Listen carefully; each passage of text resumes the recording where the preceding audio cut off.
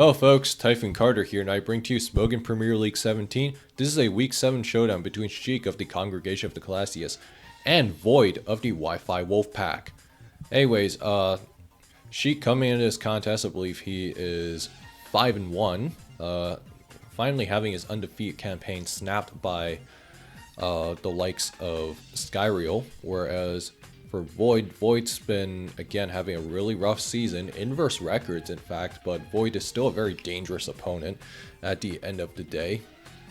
Anyways, I think Void's like 2 wins away from being the all-time DPP wins leader for SPL, but this season has been nothing short of cursed for him, and it reflects into Wolfpack's season as well.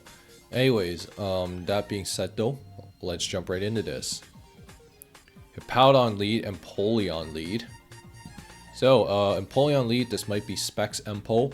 On Void's end could just be Rock Spree attacks, whereas for Sheik bringing out Stall, which is a bold choice against someone like Void, who is used to these. Anyways, Latias gonna come in here, gotta take 31, so that looks like a Specs Empoleon indeed. Gotta go into Jirachi here, gotta get T-Wave. Void switching into that tells me this might be Refresh. Hippo's gotta come in. Gotta get Rocks up though. And Rotom's gotta be a follow-up, so maybe Void doesn't have Refresh on the Jirachi. But Stealth Rocks could be Stealth Rocks Toxic. Iron Head Fire Punch, that's one possibility as well. And then this Rotom could be Scarf, could be Specs. And Hydro Pump's gonna do 75%, so healthy amounts of damage there. And Tyranitar's gonna come in right into a Clefable, so fantastic double there. And Skarm's gonna be the answer into a superpower. That superpower only doing 4% tells me that this is probably a Scarftar into a Spidef Skarm, or this is a Fizdef Skarm trying to eat a CB-Tar. Superpower, I am not sure, but we will find out. But for Sheik's last, I expect there to be a Magneton, so probably like a BKC style team. And then the other thing I would expect would be something like a Rotom. So that's like a possibility as well. Could be a second Steel. Oh wait, no, if it's Magneton, then something like a Jirachi could be possible, but who knows.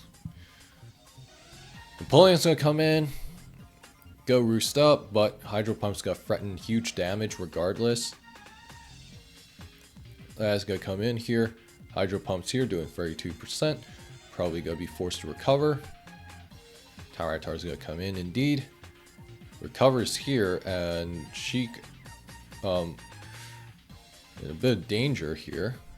Oh, that is a CB-Tar. So that was a physically defensive Skarm. And the Skarm's gonna be able to eat this Crunch up fairly comfortably, and we'll be able to get a layer of spikes up, but Infernape's going to come in. Infernape's got threatened significant damage here into whatever comes in, so Void actually has a fantastic position set up for himself here. The Hippo's low, Latias is going to get clapped by whatever comes in. Clefable is most certainly getting dropped by CC even with the Reflect up, and Skarm's afraid of Fire move. So Clef's going to come in. Gotta eat the Fire Blast at 38%, but there's only one turn of Reflect left. Close combats here, no need to predict. Gonna get dropped, and follow-up here is gonna be Magneton, which actually makes sense. I figured out this might be a case because when you look at Sheik's team, something like a DD Taunt Return Gira would be a huge problem, so having something like a Magneton to keep that in check would help. Also helps with punishing something like a typical Adamant DD Knight as well. Worm's gonna come in here, going to eat the Thunderbolt. Oh, huge crit there. And Void effectively lost his Rotom for nothing, but Latias is gonna come in. This is probably a Scarf Laddie. And Sheik's going to sacrifice his own Laddie here just to force the drop. And Scizor is the last. This is bulky SD Scizor, so yeah, this is this might have been CM Clef plus a Scizor, so like a Ladon style build or like a French build where You have two win conditions, CM Clef, and then you also have Scizor coming in hot so that it can like CM up, and then or SD when the rest of the team has been worn down. But for Void, this is a pretty easy entry for Empoleon. One thing she could do is that if he thinks the Empoleon's coming, could try to trap it preemptively. No, just got Pursuit here, so this might be a Scarf or a CB Scizor. And Jirachi's gonna come in here, probably gonna fire off a Fire Punch. No, just got Body Slam here, so this might be Stealth Rock's free attacks. Slacks off here. Does not get the Body Slam para. And it's a Shuka Jirachi. Finally gets the Body Slam paralysis. And probably just gotta try to wear this Hippo down. Gets flinched. I think one more Iron Head might actually do it. Crit's there. I don't know if that's a roll or not. And Sheik losing a lot of timer here. Napoleon's gonna come in.